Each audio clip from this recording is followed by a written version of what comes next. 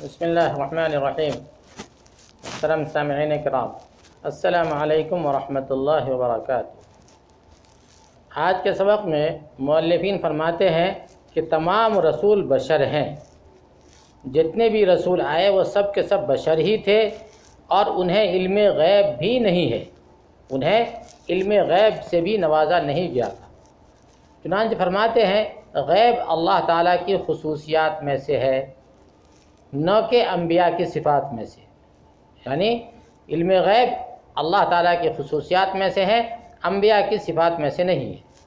اس لیے وہ دوسرے انسانوں کی طرح انسان ہی ہیں، وہ کھاتے بھی ہیں، پیتے بھی ہیں، شادی بھی کرتے ہیں، سوتے بھی، بیمار بھی ہوتے ہیں اور وہ تھکاوٹ بھی محسوس کرتے ہیں۔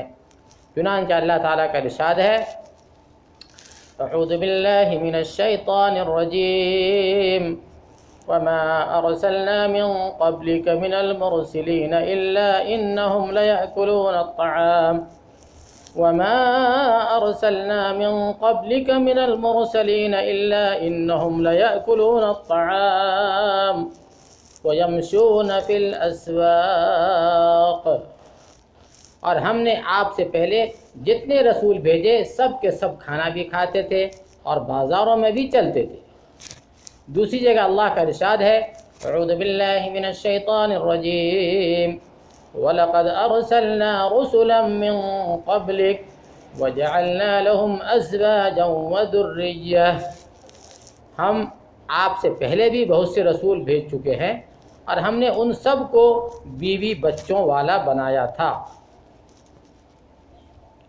اور انہیں بھی انسانوں کی طرح خوشی و غمی، مشقت و آسانی، حشاش و بشاش ہونا جیسے عوارض لاحق ہوتے تھے۔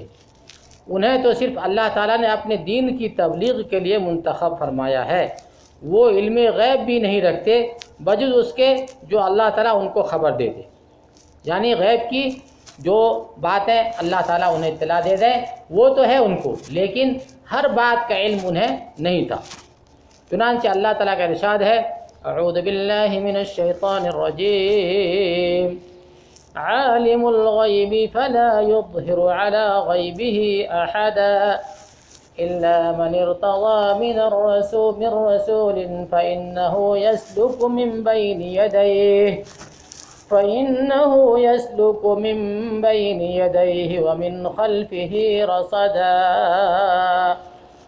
ترجمہ: وہ غیب کو جاننے والا ہے اور اپنے غیب پر کسی کو مطلع نہیں کرتا سوائے اس پیغمبر کے جسے وہ پسند کر لے، لیکن اس کے بھی آگے پیچھے پہرے دار مقرر کر دیتا ہے۔ یعنی جس رسول کو اللہ تعالیٰ غیب میں سے جو حصہ عطا کرنا چاہتے ہیں یہ تو ممکن ہے اتنا عطا کر دیتے ہیں، لیکن یہ نہیں کہا جا سکتا کہ کسی نبی کو، کسی رسول کو علم غیب کلی ہے، چاہے عطائی ہی صحیح۔